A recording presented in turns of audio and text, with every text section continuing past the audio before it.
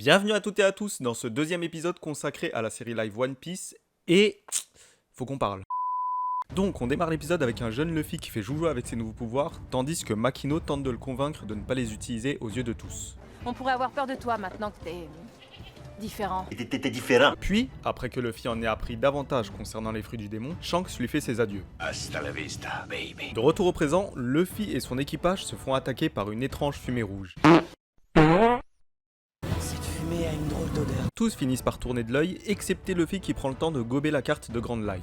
Bon, bien évidemment, je vais vous épargner tout commentaire en rapport avec cette scène. On dit merci qui? Une fois réveillés, c'est sous un tonnerre d'applaudissements que nos trois héros se rendent compte qu'ils ont atterri dans un chapiteau. C'est alors qu'apparaît Baggy le clown, qui, je trouve, a un petit air de Terence Hill. Après nous avoir fait une démonstration de ses talents d'imitateur en imitant Kaby, Baggy demande à l'équipage du chapeau de paille à ce qu'on lui remette la carte de Grand Line. Et on découvre, grâce à une intervention de Luffy, que lorsque l'on fait référence au nez de notre ami le clown, celui-ci a une certaine tendance à se foutre en rogne.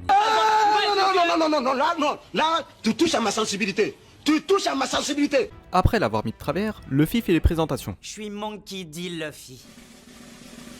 Et je vais devenir le roi des pirates. Pendant que Nami, elle, trahit son équipage et prend la fuite.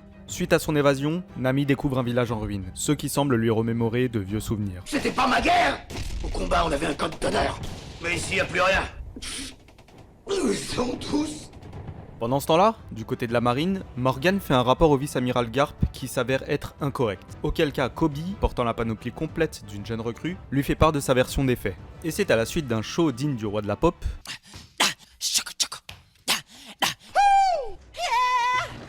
que Garp finit par croire les dires de Kobe qui estime que, malgré l'attachement qu'il a pour Luffy, il souhaite prouver sa loyauté envers la marine et que selon lui, tous les pirates, sans exception, devront faire face tôt ou tard à la justice.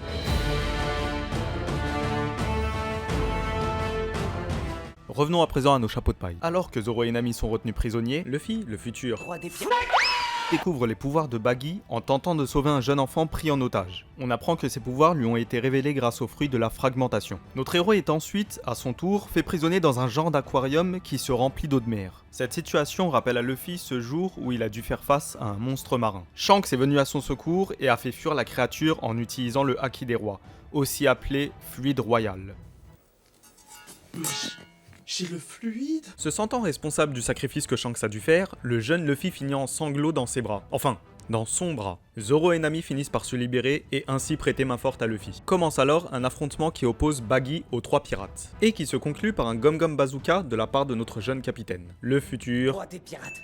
Avant de quitter les lieux, les chapeaux de paille libèrent alors le public qui était tenu en esclavage par le clown. Puis, on a un dernier flashback, et pas des moindres, puisqu'il s'agit de la scène où Shanks confie son chapeau de paille à Luffy. Ce passage est symbolique, puisque quelque part, en recevant ce chapeau, Luffy hérite des valeurs de Shanks et de sa vision de la piraterie.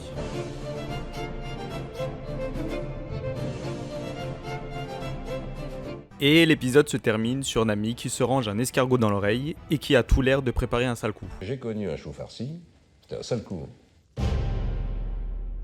Alors, qu'est-ce qu'on a pensé de cet épisode? Eh bien, pour ma part, c'est pas compliqué, je l'ai trouvé génial. Selon moi, le thème principal de cet épisode, c'est la discrimination. On peut le voir notamment à travers Luffy qui ne sera plus perçu comme avant après avoir mangé le fruit du démon. T'as carrément le terme monstre qui est mentionné, et avec la présence de Baggy, dont je trouve l'interprétation excellente au passage, et de son équipage, ça m'a un peu fait penser à ces personnes qu'on considérait comme des monstres et qui servaient de bêtes de foire dans les cirques. Il y a un autre thème qui est abordé dans cet épisode, celui de l'esclavage. Je faisais référence tout à l'heure aux bêtes de foire, et c'est vrai que là, on a l'impression que les rôles ont été inversés. Et ce sont les monstres, entre guillemets, qui ont le contrôle sur le public. Le fait de contrôler leurs rires et leurs applaudissements me rappelle ces séries où l'on informait aux téléspectateurs le moment où il fallait se marrer, ou encore ce chauffeur de salle qui te dit quand applaudir. Sommes-nous tous, quelque part, esclaves de notre société? Ensuite, grâce au chapiteau, on a des jeux de lumière plutôt sympas, et côté FX, c'était vraiment pas dégueu, aussi bien pour le corps de Baggy qui se fragmente que pour le monstre marin. En parlant du monstre marin, j'ai adoré tout le passage avant qu'il ne se révèle complètement. Tu sentais bien la menace, et les plans étaient vraiment classe. En plus ça rime.